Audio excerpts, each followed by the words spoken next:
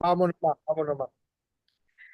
Hola, hola, hola, hola, buenas tardes. Bueno, nos encontramos ya en este año 2025, eh, iniciando este primer programa de Pregonando Ideas por la Cultura del Pueblo, y definí que debía ser, sin duda alguna, nuestro primer tema del año 2025, esos reconocimientos y esas retomas de las tareas que tenemos los formadores y las formadoras en la academia, pero también los formadores y las formadoras en otros espacios de las vidas colectivas de nuestros pueblos de la América Latina, caribeña, de nuestra Avia Yala, la patria grande. Así que bienvenidos y bienvenidas todas. Estamos grabando este programa con antelación, pero irá en el sábado 4 de enero del 2025. Tengo dos invitados de lujo. La verdad que muchísimas gracias. Les mando abrazo en este año a ambos. Tenemos con nosotros a mi hermano Pablo Bomaro de la Argentina, hermano hombre, ya eres cómplice mío, Pablo Bomaro. Bienvenido, compañero de Claxo. ¿Quién es Pablo Bomaro? Ya ha estado en este programa, pero es bueno que lo repasemos.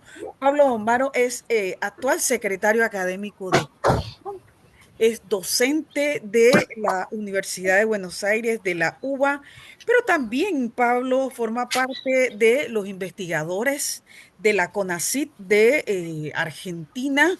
Y también en ese quehacer, Pablo, inquietante de escribir e investigar, Pablo realmente está por allí entrelazado, tejiendo con muchas instituciones académicas y sociales de nuestra América Latina, la necesidad de entender nuevos saberes y de reconocer también esos saberes que en otros tiempos no habrían sido reconocidos bien por la Claxo, porque en esa dinámica estamos justamente desde el grupo de trabajo Praxis Emancipatorias, Bienes Comunes y Metodologías Decoloniales Globales, que forma parte de este espacio de Pregonando Ideas por la Cultura del Pueblo, ese intento de hacer esa sinergia, ese tejido entre la academia, intramuro y nuestra sociedad. Y por eso tenemos también, pero saludos, Pablo, y luego mi segundo invitado de lujo. Bienvenido, Pablo. Muchas gracias, Rebeca. Bueno, hermoso estar contigo, por supuesto, muy, pero muy contento de estar aquí iniciando el nuevo año. Bueno, compartiendo un programa, compartiendo un diálogo contigo, con quien ya también yo me siento cómplice, me siento compañero, colega, amigo y sí, como dices tú, cómplice de proyectos, sueños, aventuras, iniciativas. Y por supuesto con el querido Camilo Álvarez también con quien hemos dialogado en estos espacios bueno, volver a encontrarnos por aquí, por supuesto que es muy lindo, renovando energías, renovando apuestas y asumiendo desafíos en este nuevo año. Claro que sí, Pablo. Y bueno, tenemos retos desde Claxo ahora en junio de este año, por allá estaremos viendo en Bogotá, hermano. Saludos. Hombre, y tenemos también a un hermano de esta casa de Pregonando Ideas por la Cultura del Pueblo, Camilo Álvarez López. Camilo Álvarez, una persona que a mí me tocó hace unos años, por ahí por el 22, porque me movió esa fibra de mi adolescencia, hombre, que no hace mucho, ¿eh? De mi adolescencia y de esas tantas actividades tan lindas que realicé con la educación popular que llevó mi madre por 6 décadas y que dije, me llegó el momento de retomar esos pasos. ¿Te recuerdas, Camilo, cuando lo hablamos? Y tú eres realmente mi padrino de vuelta a la educación popular que habría dejado, bueno, por otros avatares de la vida. ¿Quién es Camilo Álvarez López? Bueno, Camilo es realmente, entre muchas otras actividades, actualmente coordina asuntos académicos en el Centro eh, Martin Luther King del Uruguay, en donde realizan muchas tareas de formación a los distintos grupos sociales de toda la América Latina, porque usted hace información, así como Claxo, de manera virtual, una cosa bellísima lo que estamos haciendo realmente desde nuestros espacios, Pablo y Camilo. Así que un gustazo tenerte desde allá de tu tierra, el Uruguay, acá. Camilo, bienvenido. Gracias, Rebeca. Un gustazo, la verdad, compartir. Y bueno, feliz año también, los primeros días del 2025. Y un gusto también compartir con Pablo, con quien nos encontramos además creo que fue el 2023, en los Diálogos de Paz en Colombia, ahí con el lanzamiento de un evento este, muy lindo y muy interesante también ahí con la querida Lilia Solano. Así que bueno, un gusto compartir acá el espacio, Rebeca. Gracias Hombre, por la invitación. mira, hoy vamos a conversar de un aspecto fundamental, trascendental para la transformación de nuestras vidas integralmente, que es la educación, el por qué y el para qué de la educación y sus distintas metodologías que podemos aplicar desde cada uno de los roles que nos toca a nosotros y a nosotras. Y miren, comienzo con un pensamiento de Frida Kahlo. ¿Por qué? Porque luego voy a compartir con ustedes pensamientos, por supuesto, de Pablo Freire, de José Martí, de Martin Luther King. Pero, y siempre decimos nosotras las mujeres, bueno, estamos en el siglo XXI, el siglo de la transformación, en donde las mujeres desde comienzos del siglo XX definimos que era el momento en que nos ubicásemos y trascendiéramos a esos espacios en donde se construyen las formas ideológicas, las formas de pensamiento de nuestras sociedades y por eso nos corresponde en este programa de hoy empezar con una mujer en estos pensamientos. Entonces, empiezo con una grande porque nos ayudó a los feminismos latinoamericanos y además de todas las latitudes a entendernos desde nuestras identidades particulares, ¿eh? De nuestras identidades de mujeres de cada una de nuestras regiones. Entonces, Frida nos dice en este pensamiento, nada hay absoluto, todo cambia, todo se mueve, todo revoluciona, todo vuela y va. Y nuestra educación a eso es que lleva a la humanidad, a que volemos, a que seamos libres en nuestras formas de pensar y también en nuestras formas de hacer nuestra vida en sociedad. Y mira, arranco contigo, Pablo, porque para la academia, en que desde Claxo, fundamentalmente, y otros espacios, pero desde Claxo, venimos realmente incorporando a través de ese trabajo tan bonito que se hace en cada uno de los GTs, los grupos de trabajo de Claxo, ese tejido entre la academia aristotélica y las construcciones de pensamientos desde otros sentisaberes. Desde ese ejercicio, Pablo, te digo, hombre, ¿cómo entendemos la educación y el proceso educativo hoy en este 2025? Saludos. Saludos nuevamente, Rebeca. Y bueno, a ver, este es un tema fundamental para Claxo, para las ciencias sociales, para las humanidades y las artes en América Latina, en el Caribe, pero también, por supuesto, para todo lo que tiene que ver con la construcción de una sociedad más justa, más igualitaria, más democrática, más diversa y más participativa.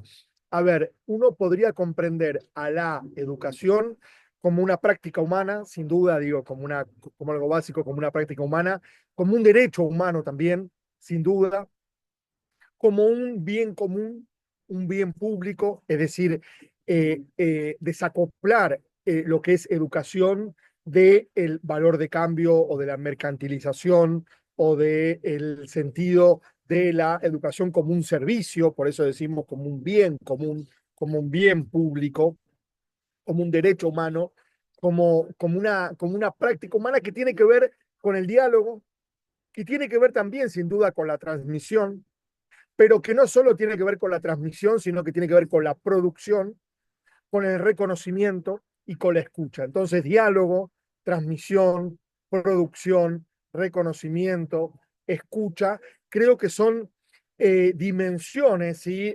Uno lo puede poner como verbos, o sea, como acciones o como sustantivos, como una suerte de propiedades de la práctica educativa, pero creo que tiene que ver con esta concepción de la educación en un sentido amplio, es decir, un poco trascendiendo, desbordando o excediendo la educación formal del sistema educativo. Por supuesto que hay una educación formal o formalizada o sistematizada en una serie de instituciones donde la forma escuela es la predominante o es la hegemónica, pero no es la única. Entonces, el acto educativo o la práctica educativa desbordando, excediendo esa dimensión formalizada, esa dimensión institucionalizada, y entonces, digamos, abarcando una serie de prácticas, de dimensiones, de acciones humanas, a donde el reconocimiento, el diálogo, la escucha, la producción es fundamental. Tú misma lo decías,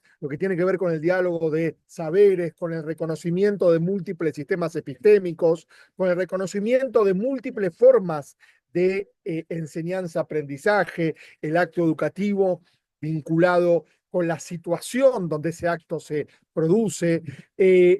Uno a veces dice que en el acto educativo o en la práctica educativa es mucho más importante la pregunta que la respuesta, es decir, formular esas preguntas que desnaturalizan, digamos, que desentrañan algunas relaciones y que nos muestran entonces a veces como el lado B, como se dice ahora, o sea, como el en vez de trama, como el reverso, y que nos ayuda a comprender el mundo, como tú misma decías, comprenderlo, entenderlo, explicarlo, interpretarlo, para transformarlo. Es decir, no es un acto tampoco como a veces se nos quiso hacer creer neutro, objetivo, ¿sí? Sino que es un acto intencionado, y lo que es éticamente válido es explicitar esas intenciones, es explicitar esos propósitos que tienen que ver entonces con explicar, entender, comprender el mundo para su transformación. Yo me quedaría por acá como un abordaje muy general. Por supuesto, Camilo seguramente hará una cosa mucho más específica porque es su, digamos, métier, es su, digamos, expertise, pero yo me quedaría por aquí para darle un abordaje amplio y para ver también cuál es el rol entonces de los educadores, educadoras, de los profesores, profesoras, maestros, maestras, intelectuales, investigadores, en esta práctica educativa entendida así, en este sentido más integral o más amplio, ¿no, Rebeca? Mira, qué bueno, y me das el pie para entrar con Camilo, mira, con una frase interesante de Paulo Freire que dice, es necesario desarrollar una pedagogía de la pregunta. Siempre estamos escuchando una pedagogía de la respuesta. Los profesores contestan preguntas que los alumnos no han hecho. Y voy contigo, Camilo, porque de eso se trata, de esto que nos acaba de dar el paso Pablo, cómo entender la educación integral, pero la educación popular hoy. Sí, Rebeca, muchas gracias y muy claro también el comentario de Pablo. Yo creo que la educación como tema es algo que en la historia de la humanidad ha estado presente y ha sido permanentemente un desafío. Creo que históricamente la humanidad lo ha tomado como un vaivén, digamos, entre corregir a las nuevas personas para que se acoplen al modelo establecido y una pugna de resistencia a ese acomodamiento en sus diversidades. Yo creo que ese movimiento dialéctico ha acompañado a la educación en la historia de la humanidad.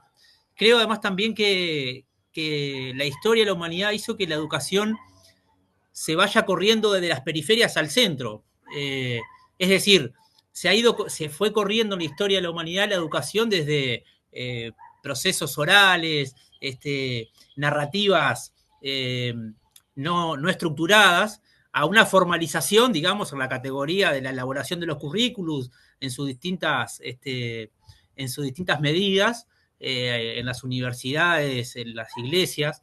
Y creo que desde hace un tiempo a esta parte venimos en una dirección opuesta, es decir, esto que decía Pablo, de un desbordamiento de lo educativo más allá de la formalidad, es decir, hay como un corrimiento de lo educativo hacia las periferias nuevamente, ¿no? Hacia esas cosas que no son visibles, pero que suceden cosas, ¿no? Y esa cuestión del acto educativo como el acto político nos coloca entonces a la educación como justamente como un acto político y por lo tanto no neutral, y da cuenta de una pugna que está presente en todos aquellos espacios donde esos procesos pedagógicos, esos actos educativos se dan, y convierten los distintos momentos en pugnas y disputas constantes, ¿no? Yo entiendo también que esas pugnas constantes que se van dando en los distintos actos educativos tienen que ver mucho con esta idea de la resistencia, que tiene que ver con resistir, pero tiene que ver con crear, ¿verdad? Si la resistencia siempre implica creación, no hay acto de resistencia que no tenga implícito o explícito un acto reivindicativo de creación, y por lo tanto a ese acto político que es lo educativo también es un acto de resistencia en cualquier lugar.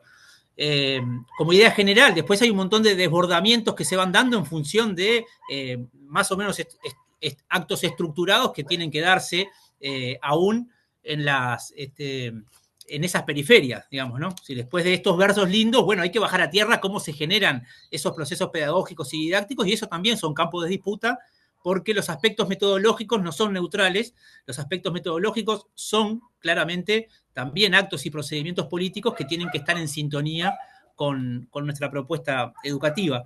Y quería mencionar también, Rebeca, a propósito de esa valoración que vos traías de Freire con esta pedagogía de la pregunta tan necesaria, que creo que es importante también, vengo trabajando hace un tiempo esta idea de la pedagogía de la imperfección.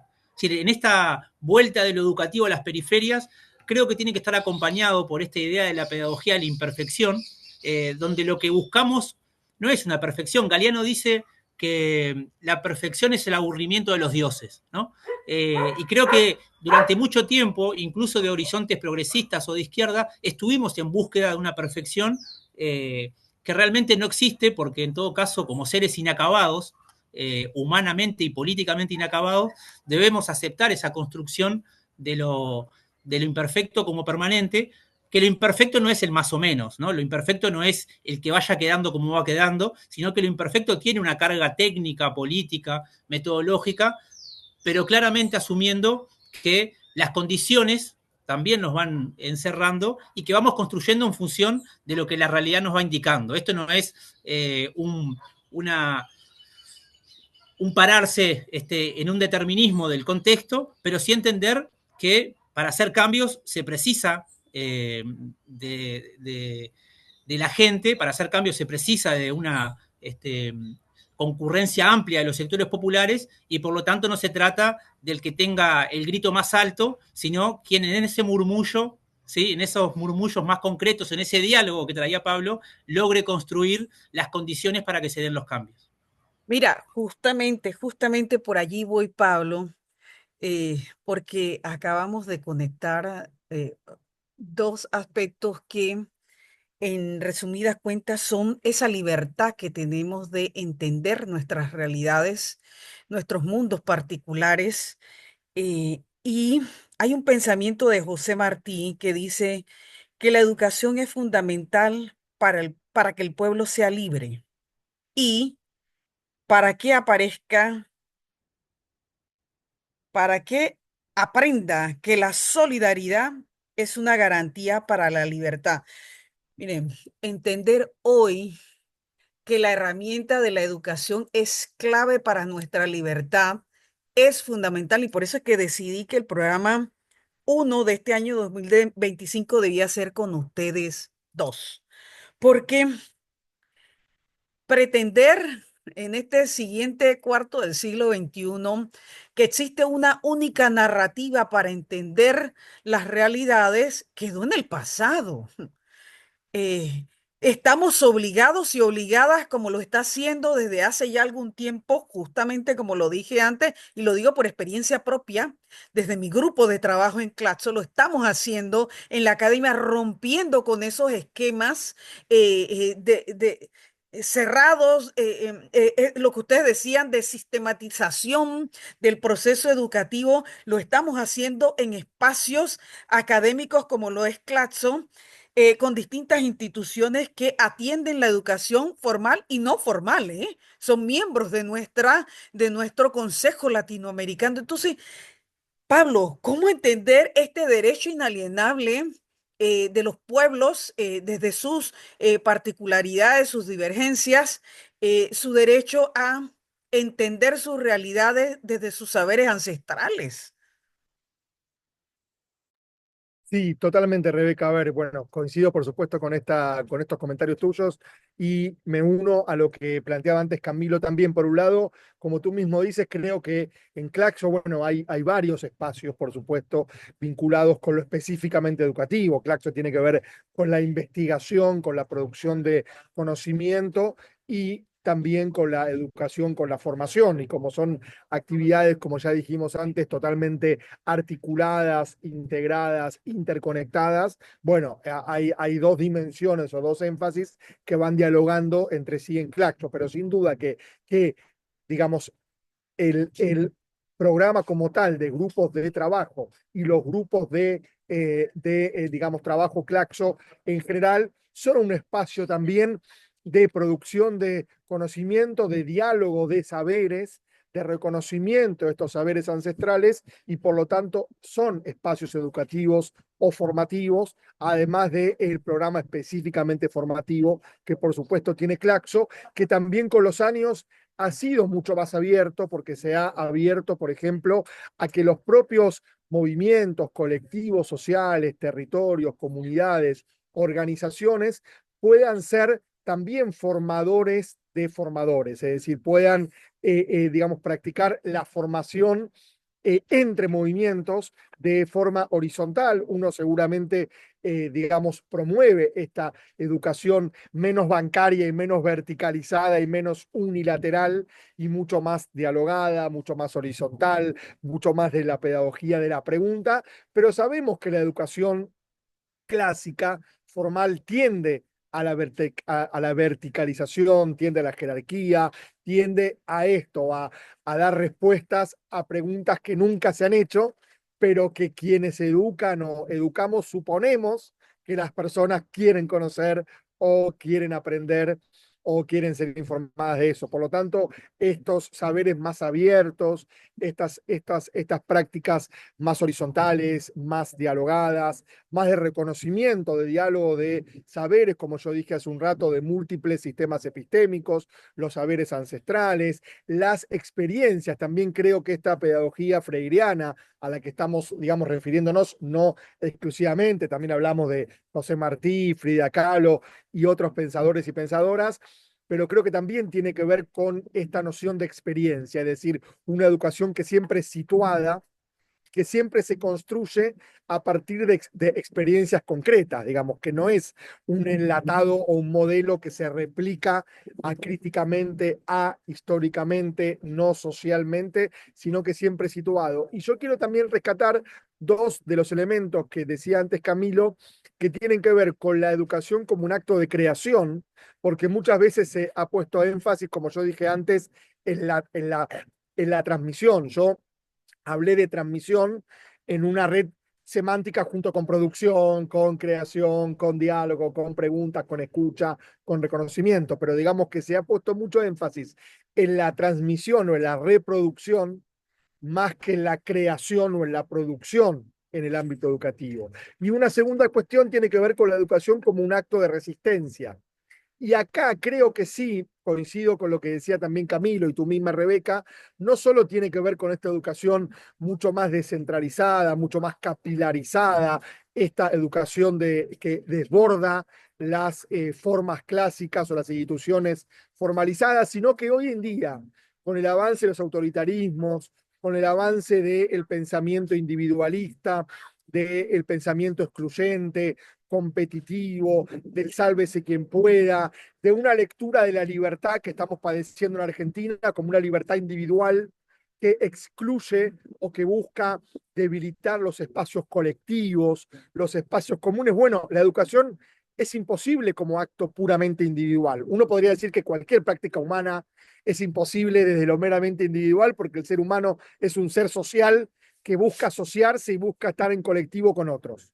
Pero sin duda que la práctica educativa no puede ser entendida como una práctica meramente individual. Por lo tanto, esta dimensión colectiva, esta dimensión que la educación nos habla de lo común, es una dimensión de resistencia hoy en día cuando nos están invitando a una libertad individual, a un sálvese quien pueda, a una concepción del mundo que depende de ti mismo, el éxito o el fracaso. Y el éxito aparte asimilado a un éxito económico. Tampoco es un éxito como despliegue de capacidades o de talentos o de, digamos, habilidades, sino es un éxito como ganancia, como obtener dinero fácil, rápido. Entonces, creo que la educación, como la estamos concibiendo, también es una resistencia a las dinámicas hegemónicas que nos imponen el individualismo, que nos imponen la competencia, que nos imponen lo mercantil, y esta dimensión de la educación como lo común, de la educación como una práctica y un ámbito colectivo, y de la educación como creación,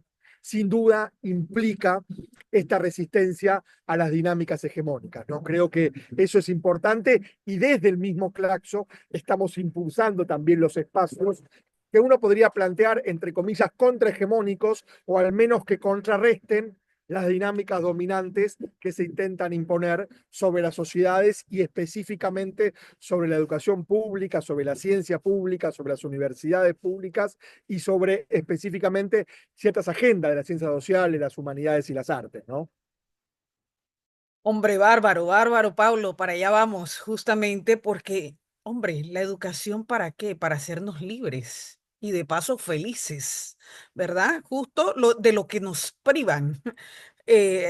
Incluso a través de esa educación formal que tú nos acabas de hablar, esos valores humanos colectivos que tú nos acabas de conversar, que muy bien Paulo Freire en varios de sus pensamientos, pero hay uno aquí muy interesante que quiero compartirle a quienes nos escuchan, tiene que ver con esto que tú acabas de plantear. Em, Enseñar no es transferir conocimiento, sino crear las posibilidades para su propia producción o construcción. Y dice Pablo Freire que enseñar exige respeto a la autonomía del ser del educando, ese otro que estamos educando para ser libres, para ser felices y para no estar en esa vorágine que el sistema pretende de la competitividad, como tú bien lo acabas de desarrollar extraordinariamente bien, Pablo. Estamos construyendo pensamiento contrahegemónico en nuestros espacios, Pablo, como tú lo acabas de decir. Y en ese sentido, Camilo, te pregunto, ¿por dónde van los valores humanos que tenemos la posibilidad desde la educación popular que llegamos a toda esa población? Yo lo tengo que decir que el caso particular de Panamá y que no dista de las realidades latinoamericanas y mundiales de todo nuestro sur global, el 35% de la población en edad escolar está fuera del sistema porque el sistema lo expulsa por distintas razones y sobre todo fundamentalmente por el tema de que no tienen las posibilidades de permanecer en él, por lo que implica el traslado a la escuela, te dan a veces una ayuda los gobiernos, pero eso no es suficiente para que el niño o la niña el adolescente permanezca en las aulas de clase y bueno, deserta. El sistema en realidad le encanta, porque es un sistema que tiene 40, 50 años de estar produciendo una población importante de desertores del sistema educativo, porque al final el sistema lo que le interesa es que mientras menos conocimiento tengamos, mayores posibilidades tienen de manejarnos y de maniatarnos, ¿no? Entonces, la educación popular tiene la posibilidad y también estos espacios que estamos creando desde nuestros grupos de trabajo que están en territorios, llegar a esa población, pero en esa simbiosis, como bien ustedes lo acaban de plantear, de respeto a esos saberes colectivos, de esas identidades particulares. Camilo, ¿por dónde andamos en esa retoma en este siglo XXI de esos valores humanos colectivos que nos acaba de plantear Pablo? Sí, y hay como varias cosas interesantes y apuntes. Y yo, lo primero es que soy de los que piensan que las batallas son múltiples y hay que darlas en todos los lugares, aún con las condiciones que ofrecen cada lugar. Por eso me parece importante esto que traía Pablo también, de decirle, el espacio de la educación formal, como se lo conoce, es un campo a disputar también, ¿no? Es decir, con las exigencias que tiene, con las estructuras que tienen, con las delimitaciones que tienen, pero es un campo a disputar. Hay muchos compañeros y compañeras docentes que están ahí dando batallas, no solamente en el campo meramente educativo o pedagógico, sino en este otro campo de, bueno, acompañar cuando hay jóvenes o niños y niñas que van a los espacios escolares sin haber comido o sin una vivienda en condiciones. Es decir, todo eso son espacios que también son de disputa y creo que esa capacidad de dar muchas batallas al mismo tiempo desde distintos lados es algo también a mencionar. En otros esquemas de hace algunas décadas estaba como muy presente esto, ¿no? De que primero hay que hacer tal cosa para después hacer el otro. Y bueno, yo creo que eso lo hemos ido perforando de forma exitosa para darnos cuenta que las batallas son múltiples. Por otro lado, hay una línea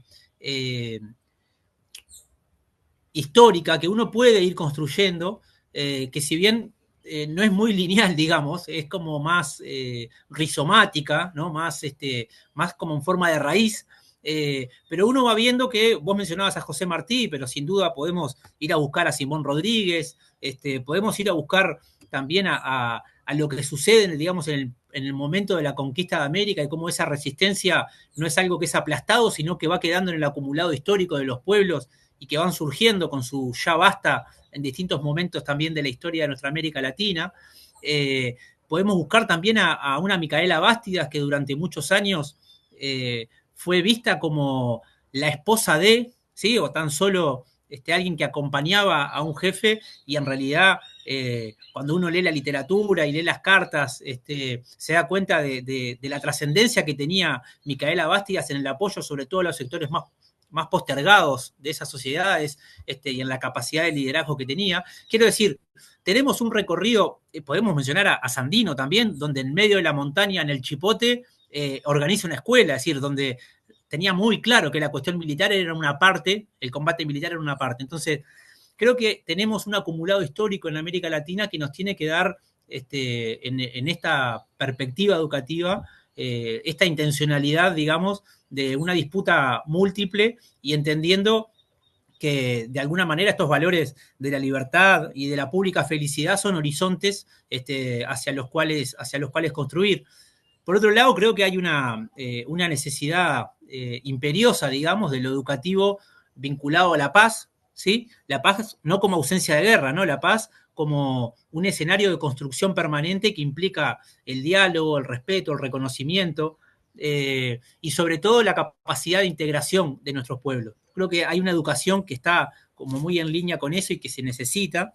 Hay una educación que tiene que estar muy vinculada hoy a lo medioambiental, además, ¿no? Como desafío civilizatorio, vinculado obviamente a nuestros modos de producción, pero lo medioambiental como un desafío civilizatorio que tenemos. Y también a situaciones que van apareciendo y que se van colocando sobre la mesa.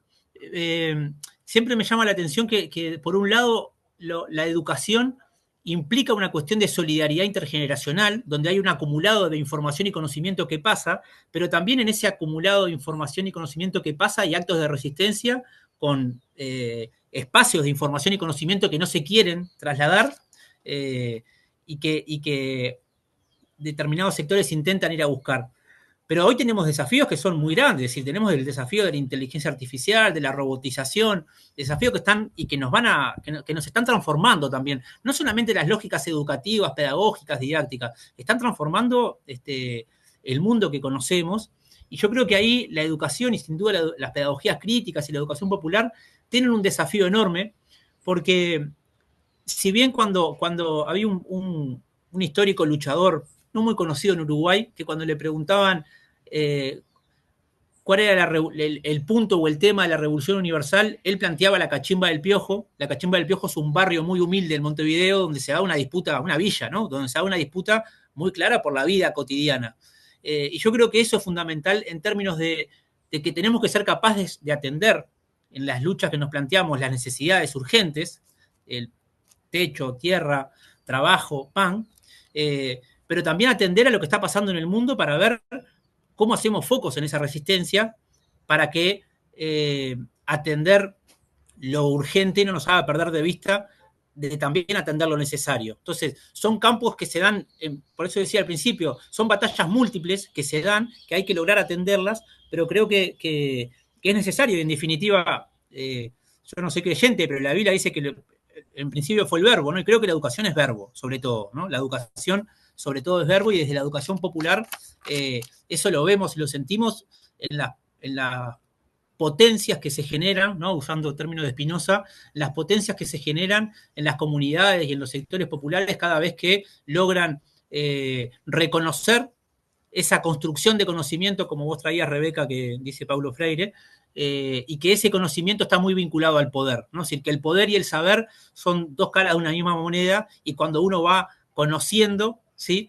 También va construyendo poder, y es desde ahí que se logran generar muchas modificaciones. Así que creo que ahí tenemos como algunos temas que tienen que vincular lo urgente con lo necesario, y lograr también mirar ese movimiento dialéctico entre lo particular y lo general de forma constante, para no creer que tan solo con atender una cuestión particular, por más urgente que sea, estamos solucionando otras cosas. Y creo que ahí hay un componente también entre el vínculo entre los distintos actores educativos, aquellos que están vinculados más a las luchas barriales, territoriales, a los sectores académicos. Es decir, creo que ahí hay un componente muy fuerte que tenemos que lograr entender, que es con todos o no es, ¿no? Si no logramos entender eso, creo que vamos a seguir siendo simples testimonios. En estos minutos finales, qué lindo programa que hemos tenido. Y como bien dicen ambos, la educación no cambia al mundo, cambia a las personas que van a cambiar al mundo. Y tú dejaste un elemento importante, Pablo, que quiero retomar antes de irnos. Sí hace falta, y creo que tú también lo planteaste, Camilo, que en este trabajo colectivo de, de que la educación utilice todas las herramientas que están a su alcance en todos los escenarios para todas las batallas que tenemos que llevar adelante como sociedad. Como bien lo dice Camilo, el sujeto educador, la maestra, el maestro, el profesor, la profesora, como bien lo apuntaste tú, Pablo, es un factor fundamental. Debemos incorporarlos en esta tarea de rehacer las formas en que enseñamos, en que aprendemos, porque quienes enseñamos aprendemos todos los días. Eh, entonces, nos urge, Pablo, Camilo, que generemos espacio. Hombre, aquí tenemos las posibilidades, los tres tenemos estas medios de comunicación alternativos para generar estos espacios de diálogo que desde las instancias en las que nosotros actuamos, vaya, podamos confluir en una propuesta de co-creación de un nuevo modelo de educación que hay que decirlo, que vaya contracorriente, contrasistema, antisistémico, porque es solo así que podremos llegar a la mayor cantidad de nuestros hermanos y hermanas que, al igual que nosotros, tienen derecho a transformar esa realidad que no es justa, esta realidad que no nos abraza, a esta realidad que no nos hace ser felices. Pero la educación nos obliga hoy, como bien lo desarrollamos en el programa de hoy, a entendernos, a reconocernos y a crear los espacios, a co-crear los espacios de participación horizontal, como bien lo dijiste tú, Pablo, y como bien lo has planteado, Camilo, de una educación participativa real de todos y de todas. Entonces, Pablo, y Camilo, este año 2025 en el caso de Panamá y que esto es para toda la América Latina. Estamos conmemorando los 90 años de fundación de la Universidad de Panamá. Y desde este espacio de diálogo que he creado y en el cual participa el nodo de Claxo y DEN, de mi grupo de trabajo, realmente estamos comprometidos y comprometidas aquí en Pregonando Ideas por la Cultura del Pueblo durante todo este año, hasta el mes de octubre, que estaremos celebrando, conmemorando, que esperemos que ambos estén acá en Panamá para celebrar que la educación. Sí, que es formal, nuestra academia, nuestra primera casa de estudios superiores en estos 90 años ha contribuido a la construcción de la nacionalidad, la construcción del pensamiento y de las formas ideológicas panameñas y que por tanto ha contribuido al pensamiento crítico de todos los panameños y las panameñas en estas 9 décadas que lleva nuestra universidad, a pesar de todos los avatares, antes, durante y después de las dictaduras en mi país y en el resto de los países de la América Latina hemos intentado hacer desde la labor de extensión de nuestra universidad esa tarea de eh, hacer un mundo más justo y libre y con felicidad para todos los ciudadanos y ciudadanas de nuestro país y es lo que de alguna manera hacemos en cada una de nuestras universidades, pero eso sí, entendiendo que debemos reconocer, estamos en la obligación de reconocer esos espacios no formales en donde también se co-crean pensamientos, donde se crean formas para transformar nuestra realidad. Y allí me voy primero contigo, Camilo, y tú cierras, Pablo, el programa porque sé que estás haciendo un enorme esfuerzo para estar hoy conmigo construyendo esto, que al final lo que quiero es que generemos. Mira, Camilo tiene la posibilidad desde el Centro Martin Luther King del Uruguay, al cual estamos entrelazando para este año 2025 un programa de formación integral durante todo el año con Consultora Yani Orobi y Asociados, que es parte de este esfuerzo de Pregonando Ideas por la Cultura del Pueblo, hacer una sinergia con la academia. Lo voy a hacer con el Instituto de Estudios Nacionales de la Universidad de Panamá, pero invito también a la Claxo, lanzo por ahí al aire, Pablo, a que hagamos esta sinergia entre estas estructuras que son fundamentales para esto que queremos, que soñamos, como dice Martin Luther King. Yo tuve un sueño. Bueno, nosotros tenemos sueños y hay que materializar esos sueños, que la educación llegue a todos y a todos en cualquier rincón de nuestro territorio, de nuestra patria grande. Camilo, las palabras finales vamos a seguir en esta conversa porque la educación formal y la educación popular en la América Latina es una cosa inédita, ha estado siempre entrelazada indisolublemente, Camilo. Así mismo, Rebeca, así mismo, y bueno, agradecer también la invitación y el poder compartir con Pablo este rato, aunque sea virtual, pero me quedaba pensando con algunas de las cosas que vos traías, Rebeca, y qué importante, es decir, por un lado, eh, esta idea de lo educativo eh, muy consustanciado con el contexto y con la realidad. Nosotros venimos haciendo un trabajo de apoyo y de fortalecimiento en los procesos de formación con una serie de organizaciones que están en Carolina del Norte, en Estados Unidos, y nos atravesó, digamos, en esta última parte del año un huracán que modificó totalmente no solamente el contexto, sino la estructura de la ciudad.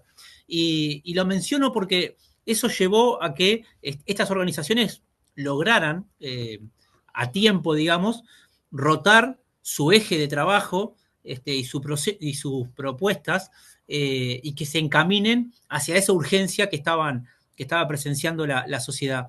Y yo creo que de alguna forma, bueno, quienes nos sentimos parte de este mundo de lo educativo, creo que tenemos también, y sobre todo en esta mirada latinoamericana, tenemos eso como muy arraigado, ¿no? Tenemos eso muy arraigado en términos de ser capaces que, que aquello que le pasa al otro lo podamos sentir nosotros mismos, ¿sí? En igualdad de condiciones. Y a veces el planteo es que logremos sufrir con el otro, pero no logramos sufrir nosotros, o a veces sufrir nosotros y no sufrir con el otro. Yo creo que esto del diálogo tiene que ver con eso, es decir, de sentirnos cerca de los otros, porque ese sentirnos cerca implica un reconocimiento, y sin un reconocimiento no hay posibilidad de construcción. Sin reconocimiento lo que hay es monólogo, no hay diálogo. Sin reconocimiento lo que hay es verticalidad, es autoritarismo. Entonces, ese primer paso que tiene que ver con el reconocimiento me parece que es fundamental.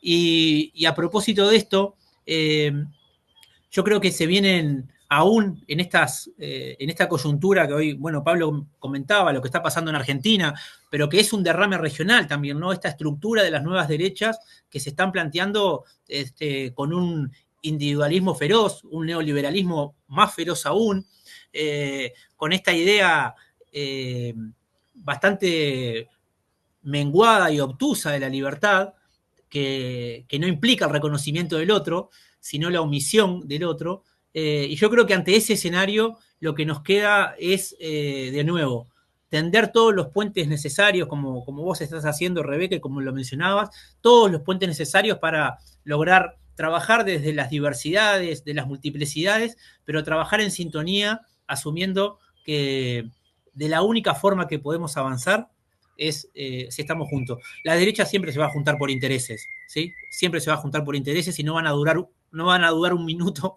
en juntarse cuando sus intereses se ven afectados. Entonces creo que también el gran desafío que tenemos nuestros pueblos y nuestras organizaciones de América Latina es lograr vincularnos y hacer los esfuerzos para vincularnos en aquellas cosas que nos permitan trabajar juntos. Si nos proponemos discutir, vamos a pasar una vida discutiendo. Si nos proponemos trabajar sobre aquellas cosas que estamos de acuerdo, vamos a pasar una vida trabajando juntos. Hombre, muchísimas gracias, Camilo, por estas palabras, sí, que nos llevan a entender que tenemos retos por delante, pero que tenemos la capacidad para tejer entre todas nuestras instancias un proyecto colectivo para nuestra América Latina. Mira, y antes de irme con las palabras finales de Pablo Omaro, dos cositas, un poema de Ana Silvia Monzón, porque no nos podemos ir como al inicio. Empezamos con Frida Kahlo, con un poema de una compañera que además es socióloga, es feminista, guatemalteca, hermana, Ana Silvia Monzón, porque la mujer tiene que estar presente en los nuevos procesos colectivos, sí o sí. Y dice Ana Silvia, a las mujeres nos invisibilizan, nos descalifican, nos violan, nos matan, nos venden, nos vedan participar, nos oprimen, nos explotan, nos despojan, nos subordinan, nos discriminan, nos inferiorizan, nos satanizan, nos condenan, nos niegan la palabra, nos mandan a callar y aún así hacemos poesía, dice Ana Silvia, pero hacemos, hombre, también educación y hacemos nuestra participación para transformar esta sociedad eh, que tenemos en nuestras realidades latinoamericanas. Por aquí tengo una gatita, ustedes saben, la gatita esta que, disculpen, que quiere salir en pantalla. Y antes de irme con las palabras finales eh, de Pablo, aquí está un refrán de la semana, porque tengo que volver con lo de los refranes. Dice, el que no sabe, ay caramba, disculpen un momentito, voy a tener que tener esto aquí. El que no sabe obedecer no tiene derecho a mandar. Y miren que ese no era. Ella me cambió la página, esta gatita. A ver, el que nace para tamal del cielo le caen las hojas. Me gusta más ese que comimos tamales ahora en fiestas. Miren, Pablo, nos vamos con tus palabras finales y por supuesto recordando en esta primera semana del 2025 que estamos en solidaridad total con nuestros niños, niñas, mujeres, hombres, adultos que siguen sufriendo los embates en el noble pueblo de Palestina, Palestina libre. Nos vamos contigo, Pablo, y tus palabras finales. Muchas gracias, Rebeca. Muchas gracias, Camilo. Por supuesto que estos espacios de diálogo, de de encuentro, de construcción colectiva, de construcción de lo común en la diversidad. Camilo decía una educación que tenga que ver con las diversidades, con las multiplicidades, con las pluralidades, pero que construya lo común, es decir, que eso no nos separe, sino que reconociendo esas diferencias, reconociendo esas diversidades, seamos capaces de construir lo común, lo que nos permite estar juntos, lo que nos une juntos y juntas, lo que nos une sin duda. Así que creo que estos espacios, sin duda que van a contar, Rebeca, como ya cuentan, con el apoyo, con el protagonismo de Claxo, por supuesto, con el Centro Martin Luther King, por supuesto, con el IDEN, por supuesto, con los centros panameños, con los centros de Centroamérica, con excelentes intelectuales, activistas, poetisas, sociólogas como Ana Silvia Monzón, a quien tú has, digamos, traído ahora, que yo creo que también ella decía algo así, glosando otra gran poesía, que hacer poesía es un acto de resistencia. Bueno, persistir en el acto educativo también es un acto, como antes dijimos, de resistencia, porque tiene que ver, como dijimos, con la creación, con el reconocimiento, con lo colectivo, con lo común. Yo quería traer dos elementos que se habían mencionado y que me parece importante también destacar en este cierre de este diálogo que estamos finalizando hoy, en este cuarto día del nuevo año, pero que sin duda continuaremos en los próximos meses y ojalá en los próximos años también, por supuesto, diciendo, por un lado, esta dimensión afectiva, vincular, emocional de la práctica educativa que muchas veces soslayada, sí, muchas veces tendemos a una educación que si es formal, si es clásica o si es bancaria, es más enciclopedista. Y aún en la educación popular, muchas veces priorizamos la dimensión, entre comillas, política, como si el afecto y la construcción de lo vincular no fuese un acto político también en este Es mundo. político.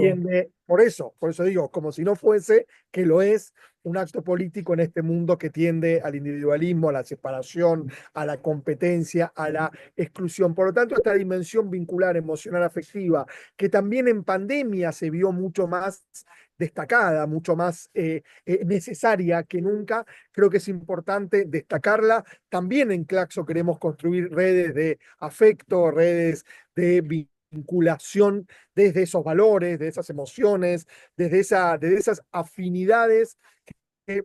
También destaco esto de ponerse en el lugar del otro como un acto de empatía, ¿no? Educación es reconocimiento desde la empatía, o sea, no es una simpatía, no es una idealización, tampoco es una antipatía que tiene que ver con la estigmatización y la negación, sino más bien es un acto empático, o sea, un acto de ponerse en el lugar del otro y ser capaz de sentir como otra u otro y ser capaz de construir con otros. Por lo tanto, esta dimensión vincular, afectiva, emocional, que yo la vinculo con la práctica o la construcción de empatía. Y el segundo elemento tiene que ver con la educación también como una dimensión y un espacio social intergeneracional, que también es una dimensión que se soslaya muchas veces y parte, hoy no hablamos mucho, creo que Camilo lo, digamos, mencionó un poco al pasar, pero porque no fue el tema, quizás en otra edición podremos profundizar Claro sobre que sí. la dimensión digital, sobre las redes sociales, sobre este Sí, sí, mundo sí. de la virtualidad, de lo digital por sobre lo analógico, de lo virtual por sobre lo presencial, o no, cómo dialoga lo presencial y lo virtual, lo digital y lo analógico, pero también en las incomprensiones de temporalidades, de lenguajes, de códigos del mundo digital, que hoy es insoslayable en la práctica educativa, está la dimensión intergeneracional y los diálogos intergeneracionales que yo creo que también son importantes tenerlos en cuenta y poder darle el lugar a las nuevas generaciones con sus lenguajes distintos, con sus temporalidades distintas, pero con su capacidad de producción también muy potente y cómo contribuir a desplegar esas potencias diferentes a las que quizás no socializamos nosotros, los que tenemos, vamos a poner más de 35, 40, para que entremos todos, creo, no sé, Camilo, Rebeca, quizás son un poco más jóvenes, yo me considero ya más de 40, por supuesto, pero creo que esos diálogos intergeneracionales son importantes también como para partir de esta educación de los reconocimientos. Y educación de la pregunta, educación del diálogo, educación como dimensión colectiva, de lo común como derecho humano, como reconocimiento de saberes ancestrales, de otros saberes también, tiene que ver con una educación y trayendo también antes a Frida Kahlo, ahora a Ana Silvia Monzón, una educación feminista, una educación antirracista, ¿sí? Una educación que dé lugar a las diversidades, que dé lugar a contrarrestar las desigualdades sociales multidimensionales que signan o que condicionan o configuran la producción de nuestros mundos de vida, creo que es la educación que queremos construir. En ese sentido, me despido porque sé que estamos ya sobre, digamos, el final y gracias, Rebeca, no es que haga un esfuerzo, digo, el esfuerzo que haces tú y que hace, por supuesto, Camilo, pero digo, es verdad que estoy en un espacio con poca conectividad, ojalá que esté saliendo bien la imagen y también el sonido, porque estoy en una zona un poco alejada.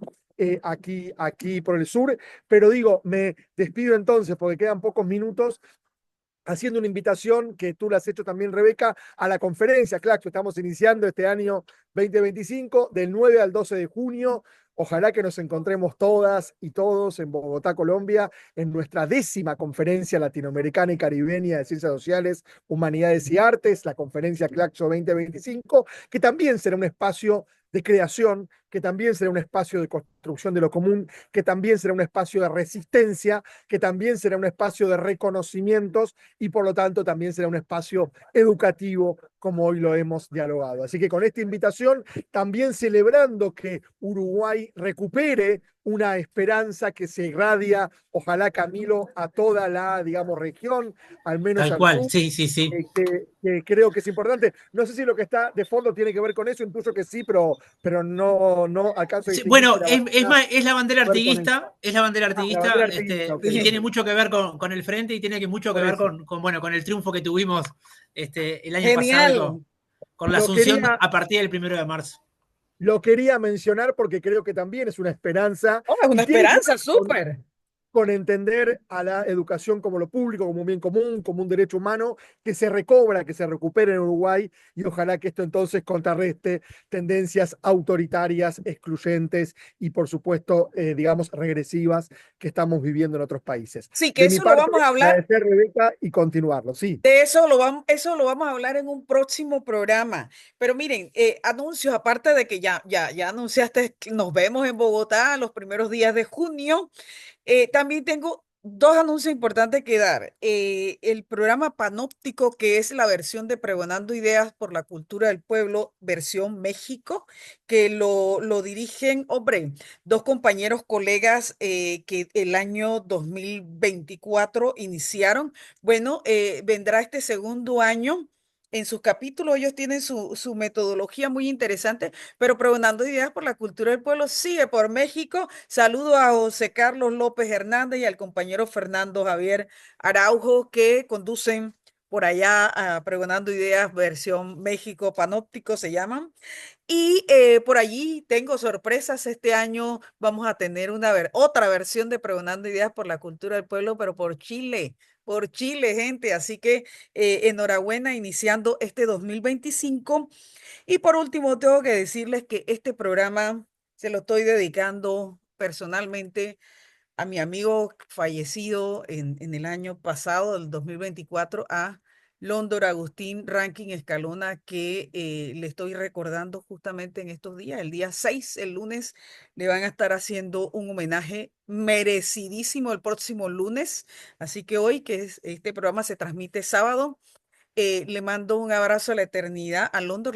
Londor fue quien condujo la nave, el shipping, el barco que transitó por el canal, la nueva ruta en el 2016, cuando se inauguró nuestra nueva ruta interoceánica. Tuvo el honor, Londor, de ser quien conduciría esa nave. Era un práctico del canal de Panamá por su experiencia, su vasta experiencia que tuvo como práctico. Fue el primer panameño en convertirse en práctico del Canal de Panamá, egresado de la Escuela Náutica de Panamá, no de ninguna escuela internacional, de la Escuela Náutica de Panamá en 1986.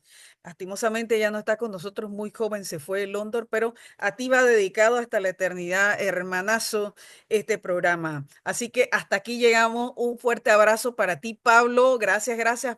Camilo, gracias, gracias. Y recuerden que este año 2025 estamos con el Centro Martin Luther King. En marzo arrancamos el primer seminario con Consultora Yanni Orovia Asociado. Y por ahí vamos a sumar a Claxo a este esfuerzo porque tenemos que tejer, tejer y tejer. Abrazos, buenas tardes. Chao, chao. Gracias, gracias, Gracias, Rebeca. Encantado Rebeca. de a Claxo. Y también, perdón, el canal de Panamá para las y los panameños y para América Latina y no para Así los. es. Un solo Cierro con territorio, esto una por el sola homenaje que estoy bandera a haciendo. nuestros mártires. Abrazo. Arriba, nos Fuerte vemos, abrazo. Gracias, gracias. Camilo.